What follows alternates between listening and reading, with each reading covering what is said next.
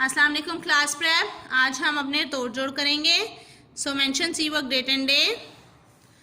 दाल अलिफ दा, ते अलिफ ता, दाता। तो दाल अलिफ दा को अलग अलग लिखेंगे, ते अलिफ ता को ज्वाइन करेंगे, दाता। ते अलिफ ता, रे अलिफ रा, तारा। ते की आदि शक्ल के साथ अलिफ को जोड़ेंगे, रे अलिफ रा अलग से आएगा, तारा। बे अलिफ बा, जीम बाज।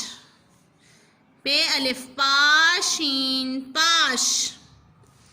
शीन अलिफ शाख, शाख। ज़्वाद अलिफ जा, दाल ज़ाद। तो ये है हमारे जो तोड़ जोड़, दाता, तारा, बाज, पाश, शाख, ज़ाद। तो इनको लर्न करें और राइट करें।